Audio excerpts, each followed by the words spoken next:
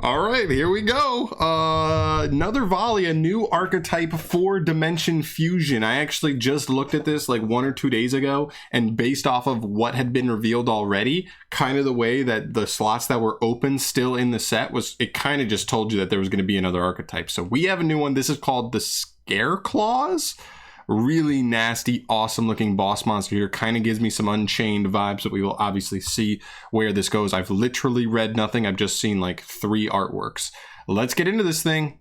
Let's see if we can get another solid archetype. So here we go.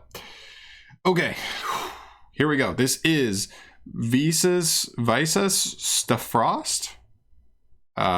Okay. This is a light warrior tuner effect monster, level 6, 2100 attack, 1500 defense. First effect is a hard once per turn.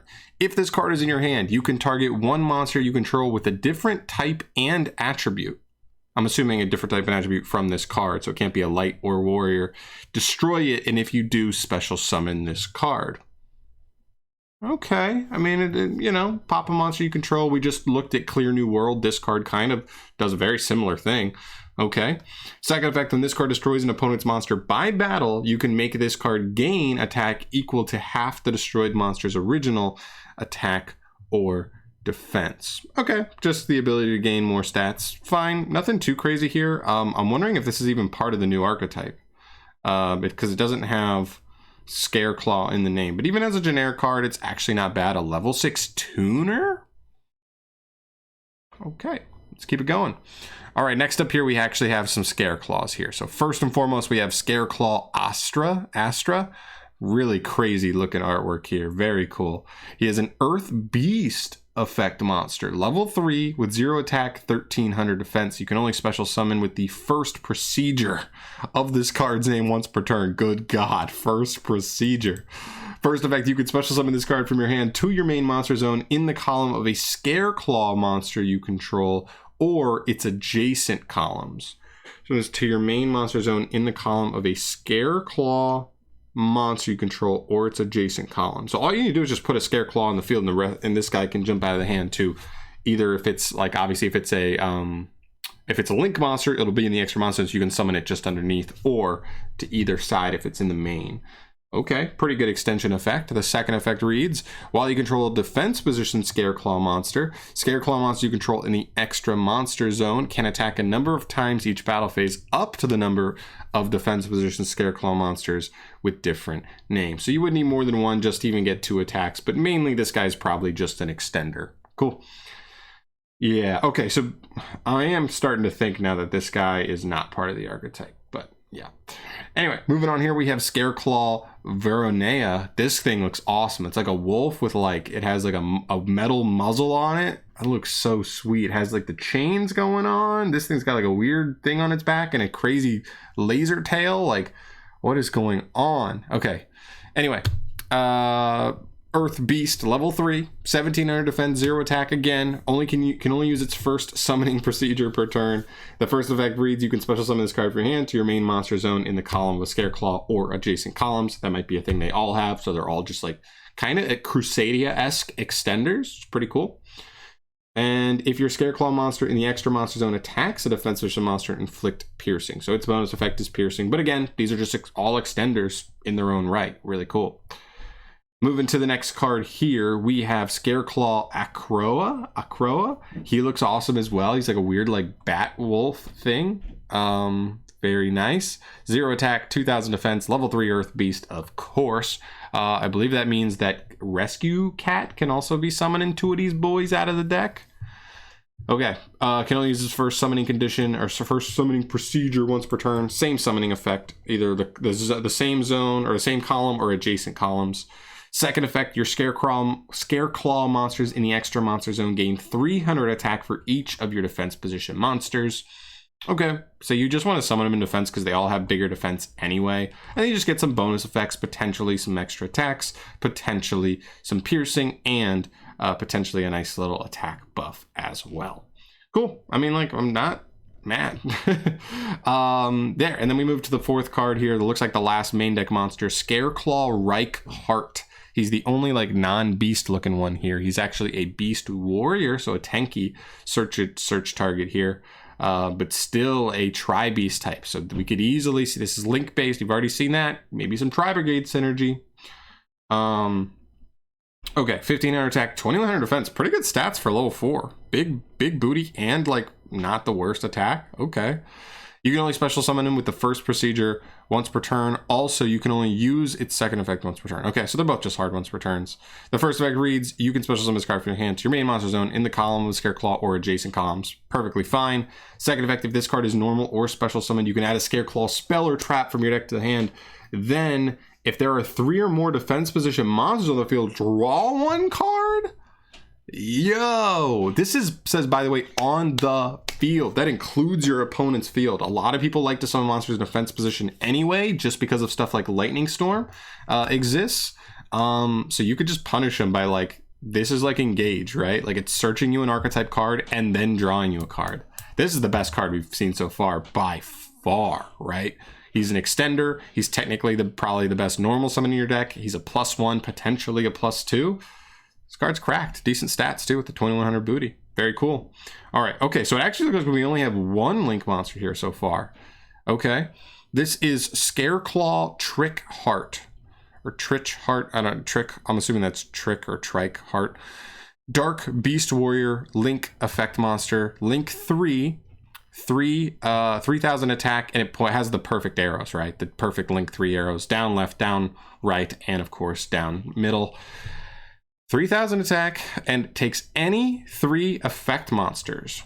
Okay, must be link summoned. Okay, so that's actually a very important distinction here because that means already that this card cannot be cheated out by Tri-Brigade, but it doesn't mean these cards still aren't just solid potential extenders. I mean, I guess it means Tri-Brigades can't cheat out a SCARECLAW to make all of the SCARECLAWs live in hand because they do need a SCARECLAW already on field.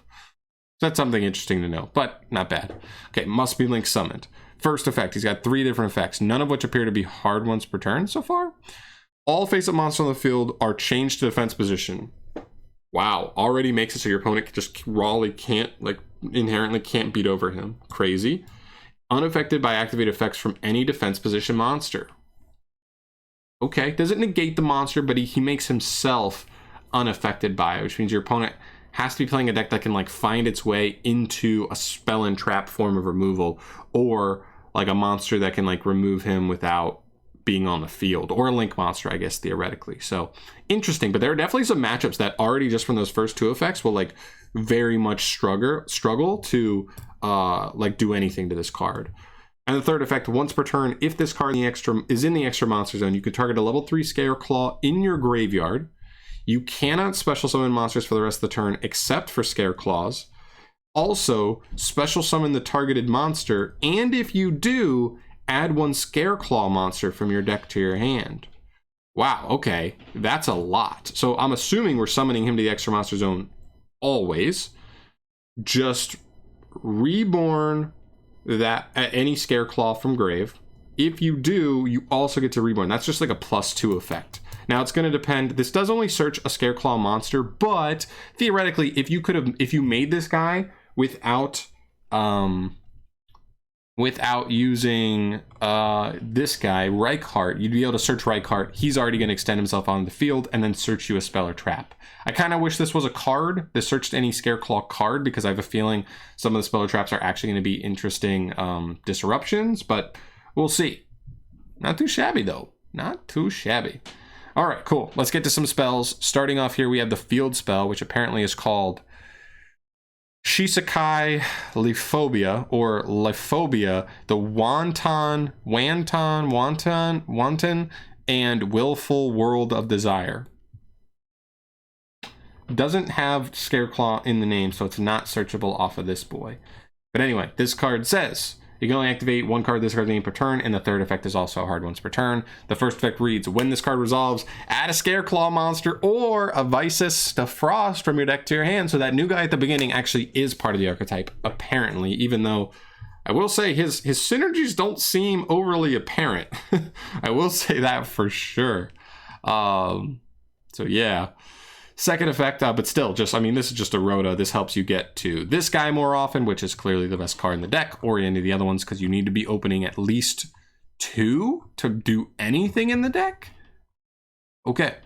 Second effect, monsters your opponent controls lose 100 attack and defense for each defense position monster on the field.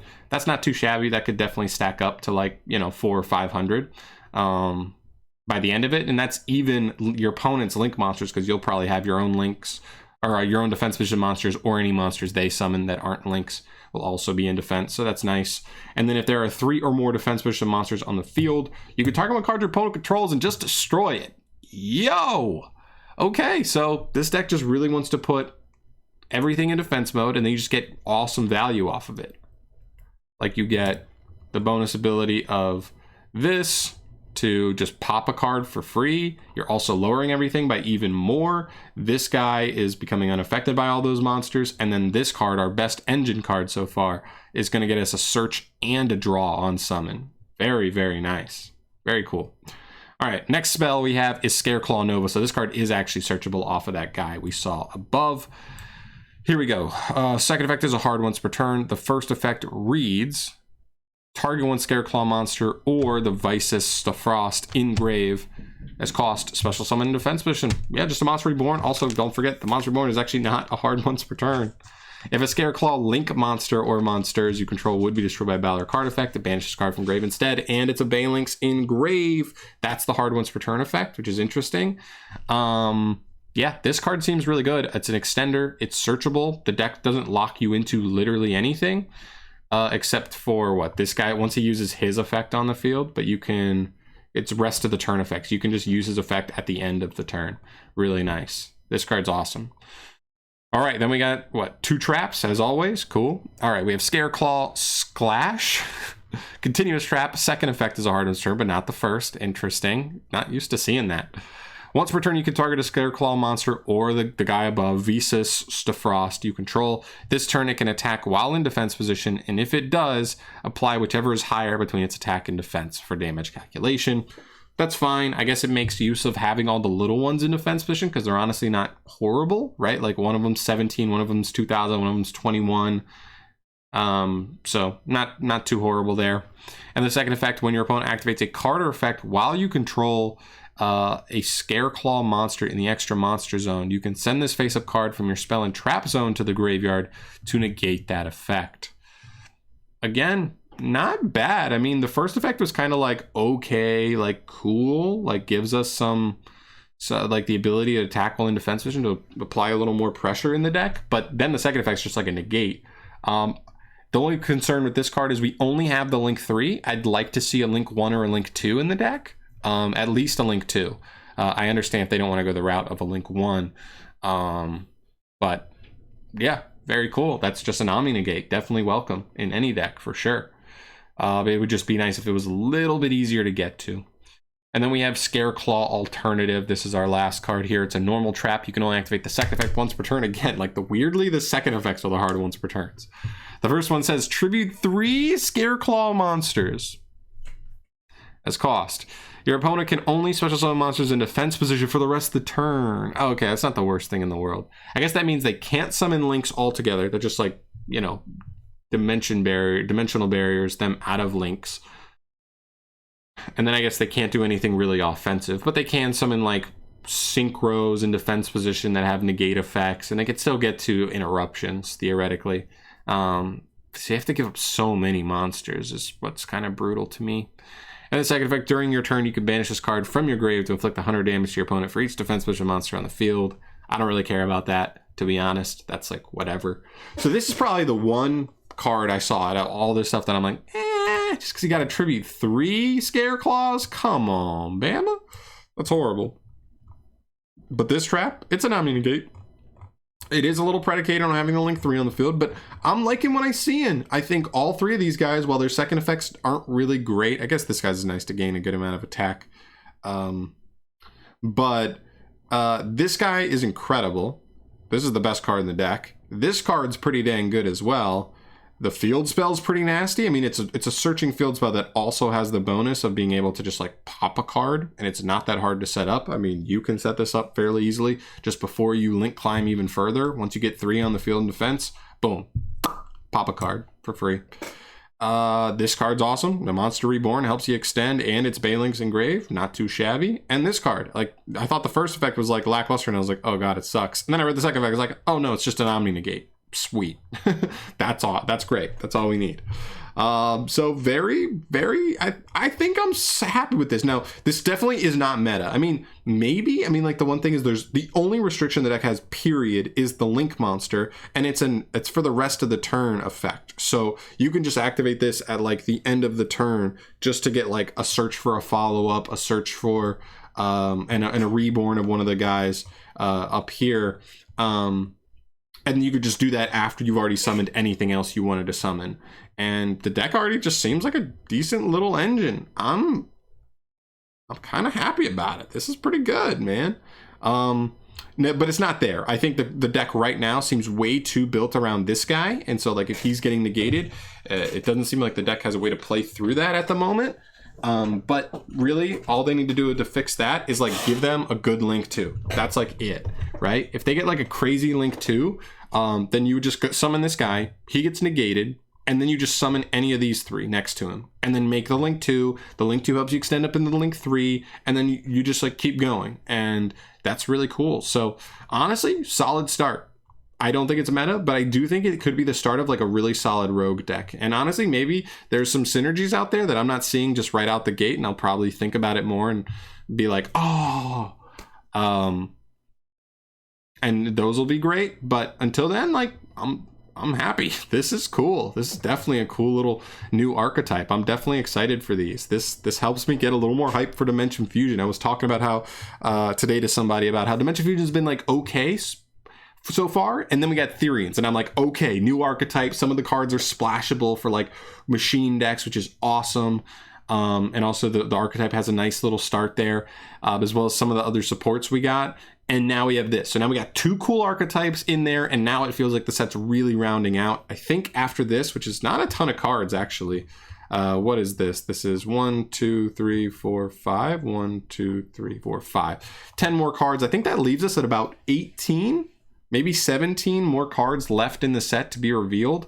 I didn't talk about the new War Rock card. It's actually decent, but it's still War Rock, so like whatever. And there's a decent little counter trap that like negates monster effects in the hand, but I can save those for when they finally release the rest of the set, because it's probably going to be all filler, and that stuff kind of fits into that little category. But pretty cool. I'm with it. Let me know your thoughts down below. I'm gonna get the hell out of here before this video gets too damn long. So let me know your thoughts down below. Let me know where you're at with this archetype. What do you think so far? Are there weird synergies with other archetypes I just don't see yet?